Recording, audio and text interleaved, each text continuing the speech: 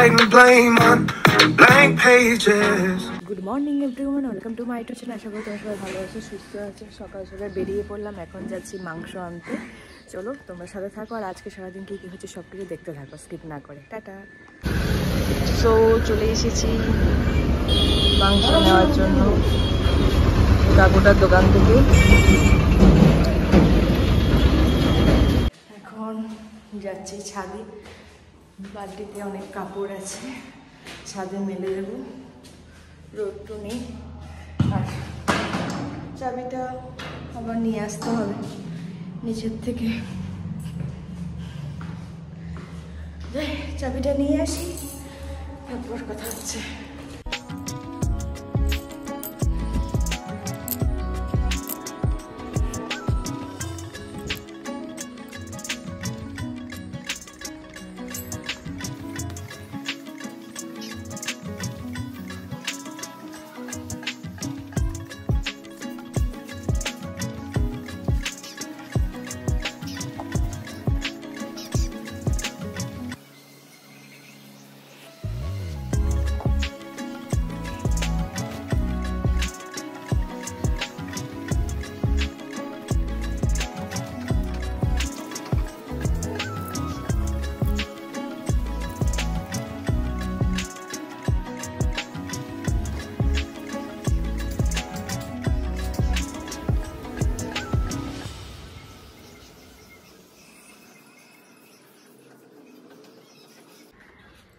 আমার জামা কাপড় মেলার ডান, আর এই জামাগুলো নিয়ে যেতে হবে। কালকে তো উপরে আসেইনি, আজকে নিয়ে যাব।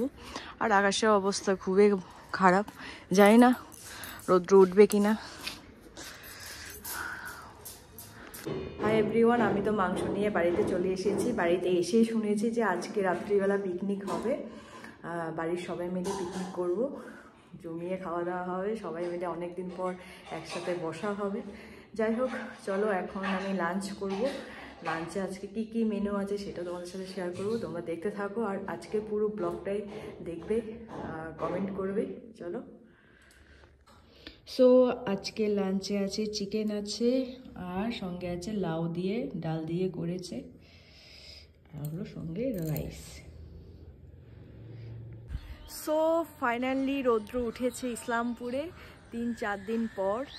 আর আমি তো বুঝতে পারিনি, কারণ নিচের ঘরে দরজা জানালা সব বন্ধ করে আমি কম্বল মুড়ে দিয়ে বসেছিলাম, মোবাইল ঘাঁটছিলাম। তো মা অ্যাকচুয়ালি একটা কাজে বাইরে গিয়েছে, কিছুক্ষণ পর চলে আসবে বাড়িতে। মা ফোন করে বললো তুই কোথায় আছিস? আমি বললাম আমি ঘরে আছি। বলে তুই তাড়াতাড়ি ছাদে যা, তুই রোদটা একটু লাগা। মানে 3-4 দিন পর রোদটা উঠেছে না, এত ভালো লাগছে, শরীরে এত আরাম লাগছে। সকাল থেকে খুবই ঠান্ডা ছিল, আর চারিদিকে দেখো জামা কাপড়ে ভর্তি হয়ে রয়েছে। 3-4 দিন রোদ না উঠলে যা হয়, একটু রোদ উঠলে জামা কাপড়ও তাড়াতাড়ি শুকিয়ে যায়। যাই হোক, এখন আমি রোদটা একটু এনজয় করি, আর তোমরা সাথে থাকো, দেখতে থাকো। আর রাত্রেবেলা তো জমিয়ে একটা পিকনিক হবে। চলো। সো আমি ছাদ থেকে চলে এসে এখন পাঁপড় ভাজা খাচ্ছি। মা চলে এসেছে, তো মাকে খুব বিরক্তি করি, মানে এটা বানিয়ে দাও সেটা বানিয়ে দাও। অ্যাকচুয়ালি কলকাতা থাকলে কি হয়, একা একা খেতে ভালো লাগে না, সবাই মিলে বসলে খেতে বেশ মজাটাই হয়, আর খাওয়াটাও হয় ঠিকঠাকভাবে। তো এখন আমি আর মা বসবো পাঁপড় ভাজা নিয়ে, তারপর একটা টানা এক ঘুম দেবো। আর রাত্রেবেলা তো আছে, আজকে মেনু আছে হাঁসের ডিমে হবে, আর চিকেন হবে, আর কিছু না। এই দুটো তরকারি দিয়ে পিকনিক হবে আজকে। চলো খেয়ে নিই। তো আমরা চলে এসেছি উপরে, আমি আর মা। এখন রান্না বান্না করবে, সব কিছু রেডি করছে। আর বাইরে খুবই ঠান্ডা, মোটামুটি সবাই চলে এসেছে, দিদির মেয়ে সবাই এসেছে, ওরা এখন পাশেই আছে। চলো সবার সাথে দেখা করিয়ে দেবো। আর এখন কি রান্না হচ্ছে সব কিছু দেখাচ্ছি তোমাদেরকে। চলো। এখানে হচ্ছে মাংস, আর পাশে হচ্ছে হাঁসের ডিমের ঝোল, আর রাঁধুনি হচ্ছে মিসেস মা।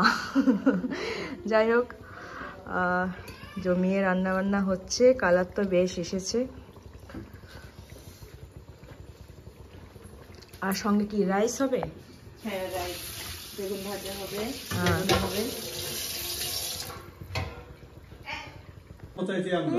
না দেবো না যেতে, এদিকে তাকাও, এদিকে তাকাও।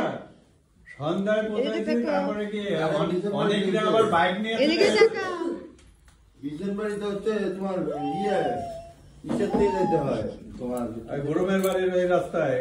না ঘুম স্টেশনের ওখানটা যাওয়া যায় না, ওই রাস্তা খারাপ। ওই তো আমরা গরমের বাড়ির বাড়িতে গেছি। সো আজকে পিকনিকে খাবার খেতে বসে পড়লাম। বুঝতেই পারছো, আজকে প্রথমে পড়েছে বেগুন ভাজা, আর আজকের আকর্ষণীয় হলো হাঁসের ডিমের ঝোল, আর সঙ্গে আছে চিকেন। সবাই মিলে খেতে বসেছি, আড্ডা হচ্ছে, গল্প হচ্ছে, আর খাওয়া দাওয়াটাও হচ্ছে। এভরিওয়ান, খাওয়া দাওয়া করে নিচে চলে এসেছি, আর আজকে পিকনিকটা বেশ ভালোই রকমভাবে হলো, খাওয়া দাওয়া হলো জমিয়ে। জাস্ট ঘরে এসেছি। আর তোমাদের কেমন লাগলো সেটা অবশ্যই কমেন্ট করে জানাবে। চলো আজকে ব্লগটাকে এখানে এন্ড করলাম। যদি কিছু ভালো লেগে থাকে please do subscribe and share.